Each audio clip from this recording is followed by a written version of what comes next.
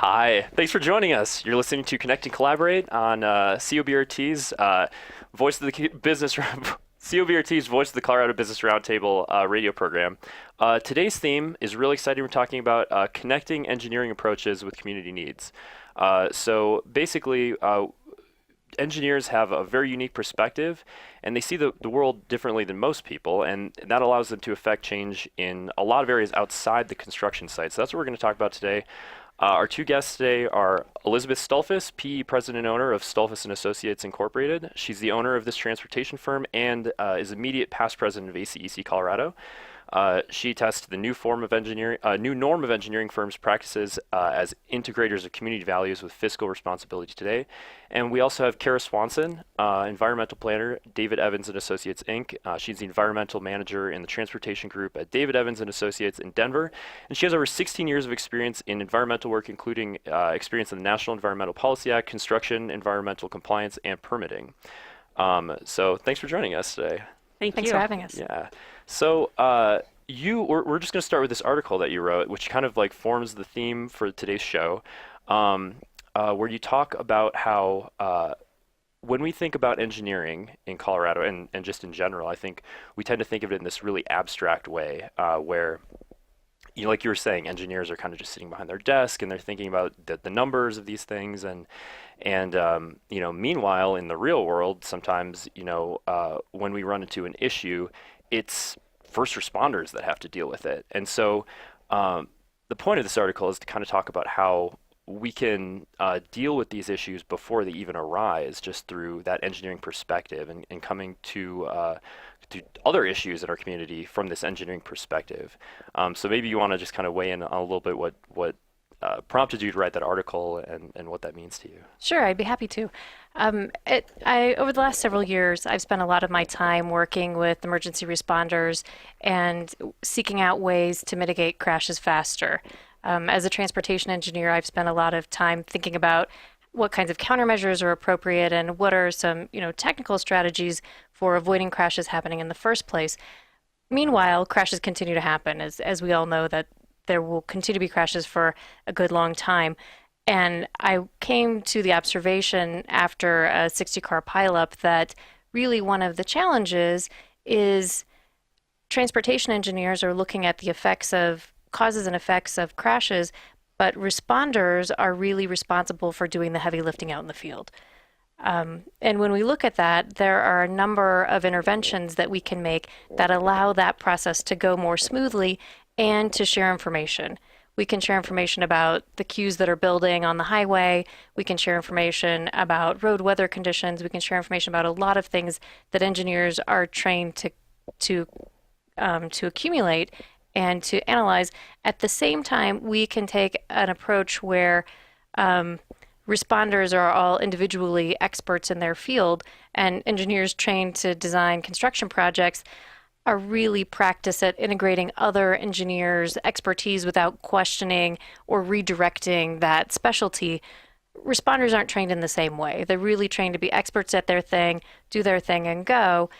Creating an opportunity for those folks to come together as a singular team was something that we could offer as engineers. Awesome. I'm glad to hear that someone's kind of working on that too, because it is one of those areas where we don't want to have to just send in first responders when bad things happen. We want to be able to think about why the bad things are happening and how we can maybe prevent them in the future. And so tell us a little bit more about this.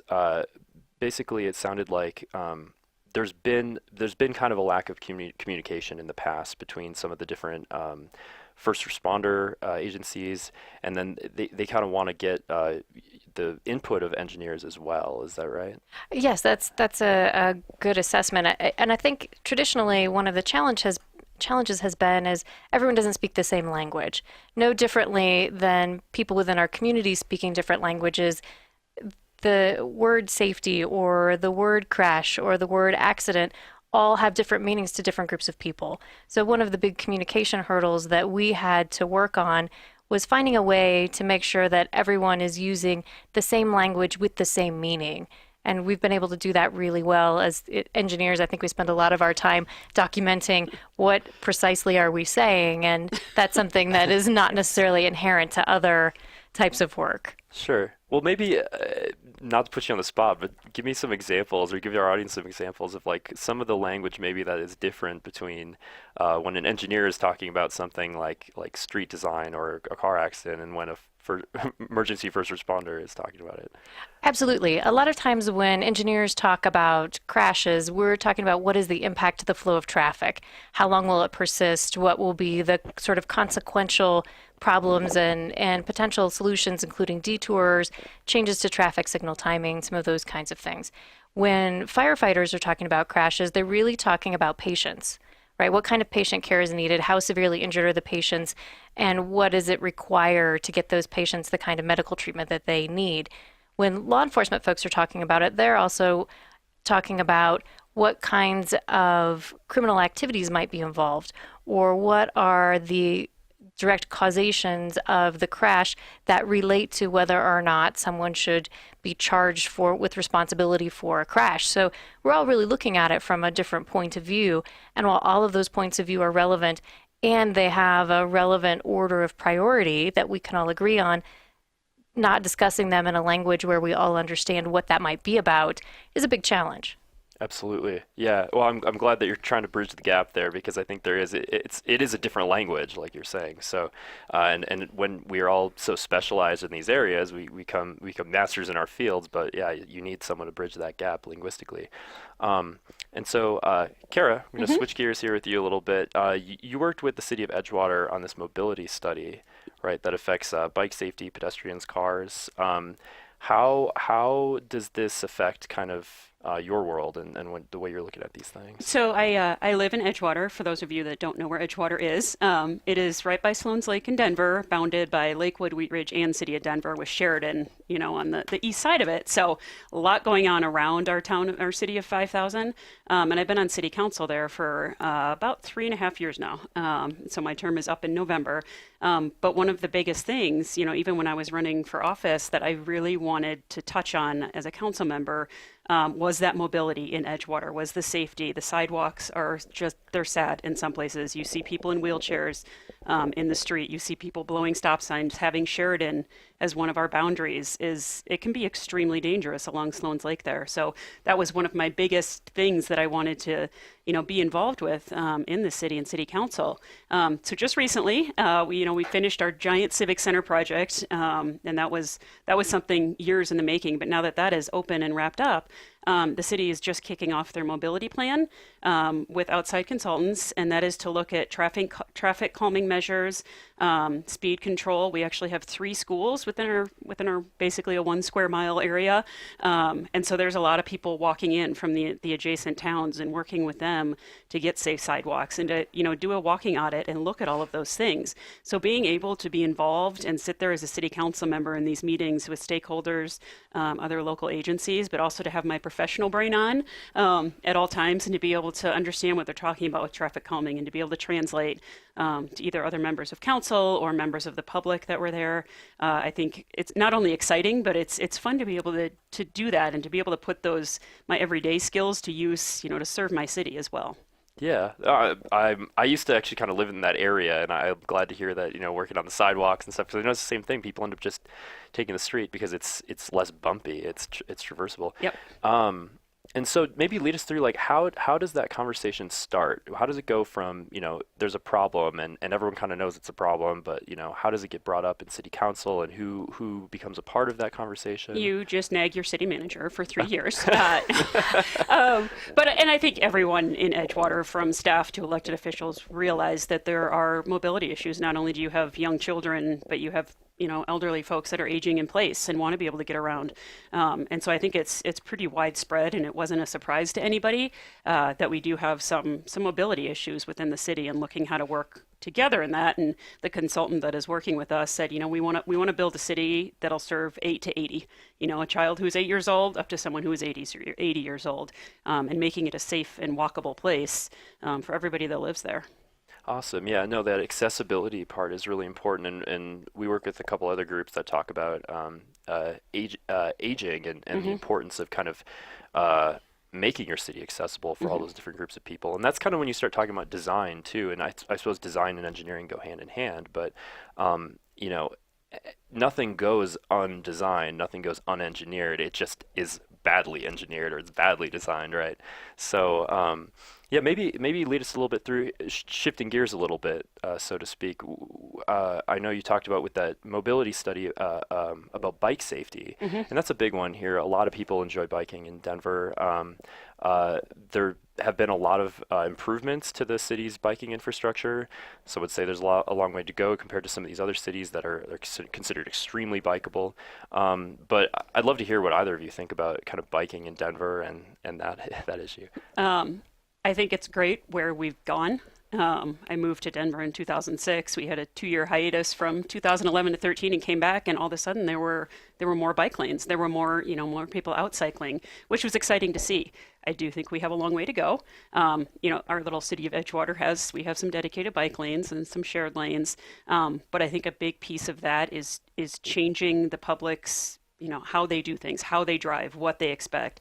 And so that's a big piece of it. It's not just throwing down bike lanes, but it's changing behavior, not only, whether people want to get them out of their cars and onto bikes or just acknowledging the fact that there are cyclists on the road, knowing what to look for, knowing the rules of the road. So, I'm excited to see where Denver and the surrounding communities have gone. And I think there's a lot more to be done. And I think everybody knows that and is actively working toward that.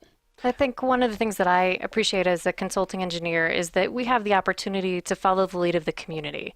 Obviously, people's perspectives on bicycling have changed a lot over the last few years, and we have the opportunity to sort of adapt our future needs into our existing world. Obviously, that's sort of an incremental kind of thing, but we can make the changes that our communities need with their input and bring forward the results that people are looking for. One of the biggest challenges is figuring out how to prioritize those investments so that we spend the right dollars in the right spaces to move forward all of our community's needs as we can. Sure. Well, you brought up an interesting point too, is that, there is a balance to be made when people might choose to use their bicycle as a means of transportation more if there were more bike lanes, and then there would be fewer cars, and that whole balance shifts. It's really dynamic, right? So is that something that you guys are looking at, like trying to convince people maybe that biking would be a better option for them, or? I think that's a hard one. Yeah. I think behavior changes, again, no matter what age, it's difficult, whether we're talking about transportation or eating habits or whatever it is, to get people on board with that. And I think the more people learn and the more people see other folks doing it, they might be a little more apt to go out and try it for themselves. The thought of biking in the city when I moved to here was terrifying. But after doing it a couple times, like, okay, this isn't bad. And seeing other people cycle into work, and it got a little bit easier after that. So it takes a while to shift. I'm curious what the engineering minds think about this explosion in e-bikes and scooters and these little one-day rental transportation units that are sort of strewn about the city. I haven't heard much on it. I haven't either, but it's a super interesting conversation, especially from a safety perspective, because one of the things that gets to be a big safety issue is speed differential. Most of the time we're talking about fast driving cars and slow driving cars. But in this instance, really the shared spaces that those kinds of vehicles are using are being shared with pedestrians who are much slower and with recreationists who are also slow. So how do you make a safe space where everyone has adequate room to do what they're trying to do and not experience crashes that are really with significant implications? I think that's a really interesting part of the conversation. I was in Arizona last week on the ASU campus for a meeting, and they have some zones that were designed for pedestrians only, and people walk their bikes there. They've been, interestingly, having conversation just about what you mentioned with scooters, and how do we decide, okay, so if the scooters need to be walked through here, is there an appropriate place for scooters to make quick work of the heart of campus without also becoming in conflict with the pedestrian heavy areas? And then it becomes a policy discussion. Then it becomes, what do you want to do either at a school board level or a city level, or how do we handle this? How do you implement it and how do you enforce it? I think that kind of... Right. Where's that threshold? Is it 12 miles per hour? Is it 6? Right. Where do we find that safe comfort zone where people aren't going to be injured, but people are also not going to be unreasonably held back from doing what it is that they want to do? Awesome. And so and we talked a little bit about this earlier, but obviously primary concern is safety with all this stuff. And you mentioned that statistically we still have a little ways to go on our side as drivers, as people who are actually behind the wheel and responsible for those decisions. So what are some things that people can kind of do to just be safer in general, I guess? Absolutely. Well, of course, as you can imagine, not being distracted is a big deal. We have a lot of more distractions in our vehicles, and any number of those distractions also work really well on our bicycles when we're running, when we're pushing our strollers, when we're just traveling around. But at the heart of the matter is, and I know you've heard this a lot of times, but wear your seatbelt. When you're involved in a crash that doesn't have to be your fault, if you're not wearing your seatbelt, your car is not expecting to operate the way it needs to keep you in the car. And if you don't end up in your vehicle after a crash, as you can imagine, those consequences are a lot more significant. I read a lot of crash reports, and unfortunately, I see a lot of instances where people are still not wearing their seatbelts. It's really not about complying with the law. It's really about being safe and having good outcomes in unfortunate situations. And I think on the elected, coming from an elected official standpoint, the more people that reach out to us and the emails we've gotten about unsafe areas in Edgewater, there's a street you would never think would have high speeds, but for some reason, after looking at it, they realized it was a through street and people were basically drag racing down it. So as we're looking at this mobility plan, what can we do for traffic calming there? We have another street that is extremely wide and there's a stop sign at every block. And so, discussing with people that people get angry when they have to stop at every block. And so they gun it in between stop signs. And so again, what can we do as a city to maybe we take out those stop signs? Maybe there's a way to calm traffic. So I think the more you can reach out to your elected officials, people that you know in your city staff, about problem areas, they do listen. Maybe it takes 5 or 6 emails, but they listen. And when something like this comes up and you have a chance to give input, that is one of the best ways to say, I live here, there's a problem every day here. What can we do about it? Right. And as a citizen, making sure that you're visible and engaged. There's not every person having the same opportunity to come to a public meeting in an evening, but certainly you can send an email to your local officials and let them know about what you're observing. And I think in many cases they will reach back to you to find out more information and help figure out a path forward, or at least answer your question at the very least. Mm-hmm. Yeah, so let's say I am just a citizen, I'm not an engineer, and I don't have maybe experience with traffic and stuff like that. I mean, what should someone who's maybe thinking about getting involved with this, but they don't necessarily have the background, what would you say to them? I don't think there's any ideal background at all to either serve, as an elected official or a volunteer. Everybody brings something to the table. I look at our current council makeup. We have somebody who is passionate about education. She's a teacher. Another one who is an accountant. I happen to work in transportation. We have somebody in the tech industry. Everybody brings their own perspective and their own talents. Maybe somebody is really good at writing or, digging into the weeds of some policy, some bills that you're looking at. But I think everybody brings something to the table, and everybody is terrified their first 6 months. no matter what it is that you're doing, it's scary. It's scary to be up there and making decisions and having those discussions, but everybody's in the same boat. That's right. And your local government hires experts on purpose, right? Yes. Because no one can be an expert at everything, and yet they're charged with making some very important decisions about really important topics. Mm-hmm. So, I think if you're interested in getting involved, I think you absolutely should. I don't think that there's anyone who's unqualified to offer their perspectives and their expertise into that conversation. Yes, I agree. Awesome. And so, what are some of the maybe standout things that you guys are really proud of that you succeeded in over the last few years? I know you've been working on this for 3.5 years, you said. I've been nagging about it. Yes, for 3 years. Edgewater, anyone who's familiar with it, has undergone amazing change over the last probably 5 years. The biggest thing, and I got to be a part of this as well, was our new Civic Center that opened. So a brand new Jefferson County Library, a safe police station, which we were sorely lacking before, new city facilities, city staff facilities, new city hall, and a rec center, all in one.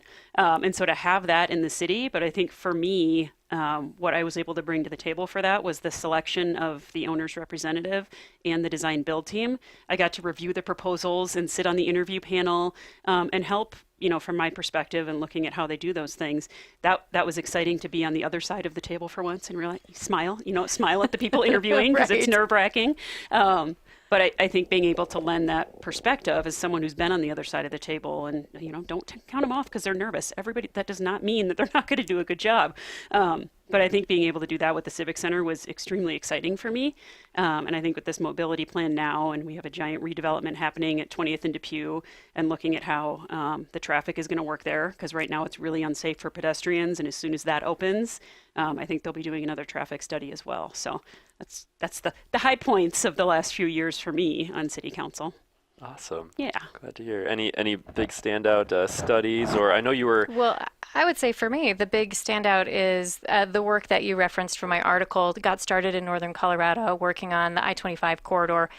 And since then, we have actually, thanks to the governor's office, put together a statewide committee on first responder safety that includes responders from all over the state and transportation folks from all over the state. We've been able to partner with FHWA and NHTSA and Colorado Department of Transportation to look for what can we do together to make our community safer, to prevent first responders from being struck while they're doing their jobs, and to get people back on their way and safely out of traffic when they have traffic problems, whether it's a flat tire or a crash.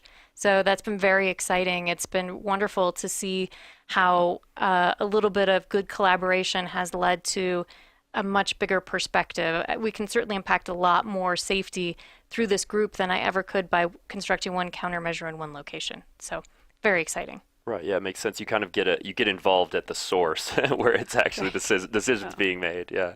And as an engineer, I'm sure that kind of is where you could affect the most change. Absolutely. It's super exciting, and it's been really fun to try and figure out how do we get together the perspective of the engineers in the room that think if we can accomplish it in 20 years, we'll be in a good place, and the responders in the room who think if we can't do it in 1 or 2 years, we're never doing it at all, and finding sort of a path forward that we can all support and get behind. Maybe with the last couple minutes here, do you want to weigh in a little bit more on that? I know you mentioned before we started that there is just such a difference in the perception of time among these engineers compared to the people who are on the ground out there. Absolutely. We as transportation professionals, we spend a lot of time planning for funding streams and planning for demonstrating the need for our project, and that we're addressing all of the implications of constructing a project before we actually turn the shovel. So between the time that it's an idea to the time that you might build it, quite a lot of time goes by. First responders, they respond to every call every time immediately, and it's always an emergency, and it's always a lot of pressure. So it's easy to see why they would expect that if you can't finish it immediately, you're never going to do it. Whereas we think that, if we get all of the obstacles out of the way and everything's aligned, we will obviously be successful. So finding a way to talk about those two things together and looking for those mutual alignments and what can we do immediately compared to what do we need to put some steps in place for has been very interesting. Awesome. And I would say just briefly for the mobility plan, I think it's, as we're just kicking it off, but it's going to be managing expectations of the public. We have some money, we can do some early action improvements, but then it's going to be identifying partners with, whether it's CDOT or the other jurisdictions, and how can we fund some of these improvements. It's not all going to happen at once, but having a plan in place to get that done, I think is the important first step. Awesome. Yeah. Well, thanks for weighing in. We're talking here on Connect and Collaborate about ways that we can engineer solutions to our community needs. Stay tuned. We'll be right back with ACEC. Thanks. Welcome back to Connect and Collaborate. I'm Alex Colleran, your on-air producer, and I'm really excited for this segment to be joined by Heidi Gordon, CAE, Deputy Director, COO, ACEC Colorado. And she'll be using examples from an article to express how Colorado consulting engineers can use their professional expertise to give back and engage the public in many charitable ways, because today our theme is connecting engineering approaches with community needs. So welcome, Heidi. Thank you, Alex. Yeah.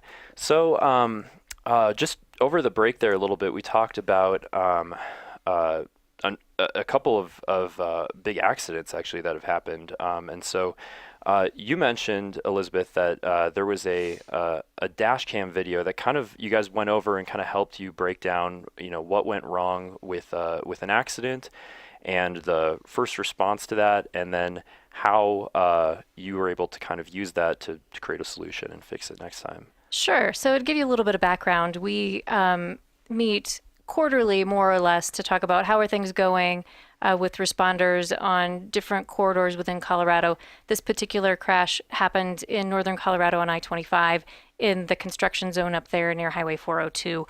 And one of the things that we've tried really hard over the last few years that I mentioned before is trying to get everyone using the same language and really understanding each other. So as many of you are familiar with, this particular construction zone has 2 lanes, no shoulders, concrete barriers on both sides, and it works great, except when it doesn't. So recently, on November 10th, they had a crash in the work area in the construction zone where it was a minor crash, but it involved multiple vehicles and ended up blocking the entire driving area in the construction area. As you can imagine, that makes things hard for the responders to get there and clean things out. In this particular instance, the closest responder was at the very next exit, but spent a lot of time trying to get from that access point to the point of the crash. And thanks to dash cams, we were able to watch the frustration of both the driver of the law enforcement vehicle and the impossibility for those drivers who were stuck behind the crash and getting out of the way. Obviously, we need to move over and slow down to accommodate work on the side of the road and access to that work, but sometimes there's no place to go. In our after action review, when we were trying to look at what was happening and how could we have done it better, we also had the benefit of having construction engineers and part of the construction team in the room. And as they watched the dash cam video, they really saw for the first time how this construction driving area didn't fully meet the community's needs. It obviously meets the day-to-day mobility needs, but it doesn't really meet the needs of emergency access very well. Now, that said, that doesn't mean that we can have big, wide open construction zones. That really wouldn't work in prosecuting the work and getting things done quickly and promptly. But we could try other strategies for giving different methods for accessing the crash location to our first responders. Consequently, the first responders and the construction team had a separate meeting and looked at what different possibilities would be, including possibilities of bringing responders through the work area where the active construction was going on to access a similar crash if it happened in the future. Fast forward to early January, and at 4 o'clock in the afternoon, we had a similar kind of crash in that same work zone. And in this instance, the responders were able to get directly in touch with the folks operating the construction site and to gain access to a portion of the paved area that was not yet available for public use, but could definitely route them from where they were to where they needed to get to be to mitigate the crash. So just in terms of comparisons and how does that matter to me as a driver, the first crash happened on a weekend, sort of midday, and caused 3 hours of backups. The second crash happened at 4 p.m. on a work day, was alleviated in 11 minutes, and resulted in only 1 hour of backup. So really big deal. When we talk about road user costs, the first crash cost 6 times the amount of the second crash. So it can be a very impactful strategy to have everyone speaking the same language and understanding each other's jobs. Awesome. Yeah, I'm glad to hear. I didn't even think of that, but you start, from an engineering perspective, you start talking about like, oh, well, here is the direct benefit of what we did. We the commute was previously this because people were stuck there for this many hours. You can actually directly say that was 6 times, and I think that's a good thing to do because not a lot of people are beholden to those types of numbers. So that's really good to hear. And Kara, maybe you want to weigh in too a little bit on how this is part of that designing for everybody. So because we have this problem of things going sort of undesigned, and these problems arise because the world is not made for every different individual, right? We need like a specific type of sidewalk for this person, and ideally it would be one sidewalk for everyone, right? And so you were talking a little bit about Edgewater and the uneven sidewalks in Edgewater, but this is part of that too, right? It's not just for people of all ages, but it's people of all job titles, people who are on the ground and having to deal with those crashes and drive the other way in traffic. So maybe if you could weigh in a little bit on the city council side of that, maybe. Well, and that's what I think, looking at Edgewater, where it is, the size of it, the fact that we have all these businesses going in, and we are a walkable community. We want to be more walkable. We want to be more accessible, but people are still going to drive. People still have places to go. You still have people that, may work far out, that, they can't take transit or they can't bike. So how do you balance that? How do you find that? And you're never going to make everyone happy across the board. I mean, on any project. But I think finding that consensus and finding something everybody can live with, and giving people the choices. We're not saying you can't park in the street. We're not, that's been another discussion about parking regulations and trying to implement those and then not doing that. So trying to find that balance where not only are you providing a safe environment for everybody, but you're also allowing people the choice to whether it's driving, walking, or cycling. Awesome. And then how do you, because Colorado is in a unique situation where, I mean, we are growing exponentially. And I have to imagine that makes these 20-year plans a little more difficult to implement. How do you keep track of that type of dynamic? How do you keep track of, okay, we can project. Do you have a projection, I guess, on like the continued growth of Colorado? We do. We spend a lot of time projecting traffic volumes, and traffic engineers work with demographers and others who are predicting what kinds of businesses might be here, where they might be located, what are their needs going to be, are they going to need access to rail, do they need access to highways, sort of what is that mix. The trick is, or maybe, I don't know, sometimes as a traffic engineer, this is a good thing, we are always wrong, right? I can't go through a day and know that I'm going to be right about this. But what I can tell you is that we're also always revisiting that question and trying to figure out how much does it matter, right? If are we wrong a little bit, or are we going to be wrong a lot? Will that make a big difference in what we need to serve this community?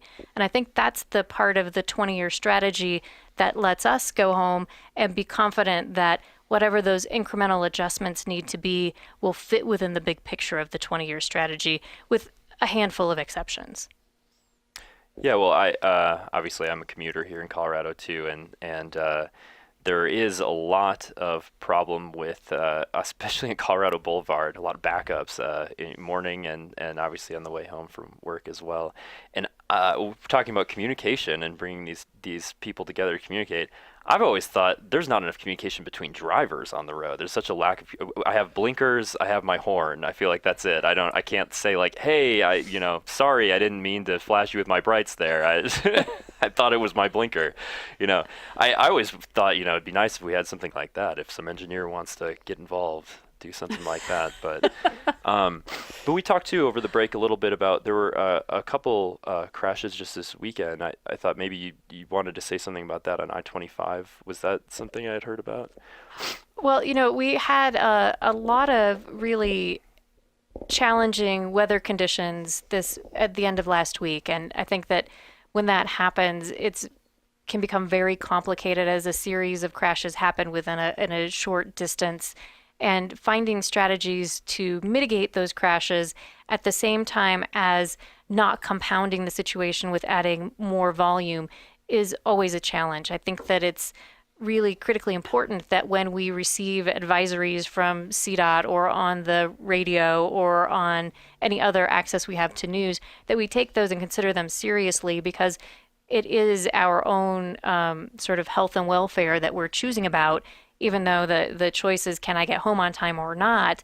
Sometimes getting home on time is really about getting home in a safe and effective manner, and choosing an alternate route that takes longer is a lot of times the best choice in those kinds of conditions. That's a good tip, actually. Yeah, that's very good to know. I'll choose to avoid highways when the time comes. Heidi, I think you wanted to maybe touch a little bit on kind of like the health and wellness and how this is a holistic approach to these issues. But you had an article, I think, that you were going to make reference to, so I wanted to give you a chance to do that. Just Elizabeth and Kara have very good examples of things they've been involved in that are kind of solving community needs. And using an engineer's skill set is something that we hear a lot from our members that they do. And so whether it's some of their more charitable giving work or volunteerism or actually work, as in the case of Elizabeth. But I think that, whether it be even other examples of transportation pedestrian issues. We've had, I know on this show, Mueller Engineering a couple months ago won our Grand Conceptor Engineering Excellence Award for their linking lookouts 6th and 19th Streets in Golden, and talked about on that show really how it solved a pedestrian bike car issue and how many, vehicles and cars and people were intersecting and getting across the street. And so we talked about a lot of that. And I think we do a lot on the show every month and talk about some of those solutions. But getting into some of the other, I guess, more volunteerism and charitable efforts that I know we're all aware of, and probably your firms both participate in, as well as to help use what that skill set is to solve problems that communities or nonprofit organizations may not know how else to solve without kind of that help of an engineer's mindset. I love that. Okay. Yeah. Yeah. So I don't know. These two would probably be better than me to give some maybe examples even of things they've done that or heard about from other firms or been at other firms you've been at. So actually I work with a woman, Leah Langerman, who's our public involvement coordinator, so not an engineer like me, but also working with engineers on a daily basis and using that the communication skills that she has. And she's served on the board of Family Homestead for years. I don't even know how many years it's been now, but has really ingrained David Evans and Associates. Every year we have our couple events that we do with them and a day of giving back and volunteering, and to be able to see that and then use her skills also on the board and working with families to kind of get back on their feet. I think it's just another example where it's not necessarily the technical engineering skills, but it's the softer side of the engineering business that she puts to use on a regular basis. And we have an engineer in our firm that works on a school board, and so he is able to bring into that conversation things about site planning that come from his work background, and things about long range planning that come from his work background, but also he's able to help them to work through challenging problems in an engineering approach, sort of collecting the data, figuring out what the question is. We've all been down this path, but really to be able to take that perspective of how do we optimize our options and figure out what will be the most impactful given the constraints. And I think that is really useful to that board in spite of a number of things that aren't his area of expertise. Refinancing the school's debt is not his thing, but he does know how to contribute to that conversation as an engineer. And I think just a quick other example, Todd Riddle, who works at Wilson and Company. He's, I think, their marketing director, was their creative director there. So he's the one driving proposals and interviews and strategy and all of that. And he served on Edgewater City Council and Planning and Zoning for years. He was termed out last year, but he was the guy that he would in terms of questions or challenging everyone, just like you would do at work with an interview, or, city manager would say, "Are there any questions?" We'd all look at Todd. that was his role on council, and he was really good at it. And I can only imagine, I've never been in interview prep with Wilson, but I imagine that those are the same kind of skills that he uses on a daily basis at his company. So. Oh. And from our article, back to the kind of the charitable aspects to add to that, we have firms who have done work with Ronald McDonald House, American Cancer Society, some of the local, I think Jefferson County Housing, just to help them solve problems, and again be that resource and talk about kind of what that engineering approach is. Which again, I'm sure I'll defer to Kara and Elizabeth to tell you more, since I'm not a practicing engineer, I just work for them, of kind of what that whole step-by-step process is.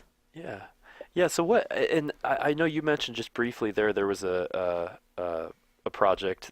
People wanted to approach an intersection that had a high amount of pedestrians and bicyclists and cars. How, and maybe you guys can weigh in on this too, how does it go from just being like a nuisance to being someone recognizes that we should probably do something about this? I'm going to defer to these two experts. Well, I think there are sort of two perspectives on that. From the engineer's point of view, strictly, the traffic safety point of view, you really have to take a look at what is the need for this intersection, and what does the data say? Is the data telling me that I have a crash problem, or am I hearing that I have a crash problem that I haven't actually experienced? From the council member's perspective, though, it's a little bit different question, because as compared with every other possible thing that they might invest their time and energy into, this one might be important to so many of their citizens that even if it doesn't cross my threshold of being an actual large safety risk, it may still be worth the investment. And there's a perception, if you don't feel safe, whether the data backs it up or not, and and that's where I feel conflicted sometimes, because being an environmental person, you have to prove the need. You have to prove that there's a need out there. But sometimes, just even the perception, like we avoid that, we avoid those sidewalks, we avoid that intersection, it doesn't feel safe. And so how do you balance that, and what do you do with that? So I think that's kind of that constant balance that we have going on. Right, and every now and then there are some very compelling situations from a safety, a statistical perspective, and in that instance, it's easy for everyone to get behind those solutions as quickly as possible. It's just the most common situation is that there are definitely risks going on, and there are definitely components that don't fully meet what we would like them to do or how we would do it today that are present there, but that's also true in a number of other locations. So how do you choose this one over a different one? Right, and it takes, like you said, you're planning out 20 years in advance, so it's at least, right? And I just wanted to get maybe your input then on this topic of burying I-70. I'm wondering what you think about that, because I know that it's in some ways, I've heard people say it's a safety issue, it's an environmental issue, in that we're creating more green space, we're getting this road out of the way. Again, as someone who's a commuter, I'm concerned about how that's going to be redirected. I'm sure there's a lot of engineers thinking about this right now, but I'm just wondering if you had an opinion on the topic. Not from a technical standpoint. I haven't been involved in it at all. Sure. I-70 is a problem. That viaduct is a problem. It's anyone that drives by it can see it's past its useful life, I think. Yes, I think everyone can agree that we've used up all the Band-Aids in the box, and we really have to have a more permanent kind of solution. As for whether or not this is the exact right one, I'm fairly certain that there isn't an exact right one, and this one will serve the purpose it's meant to.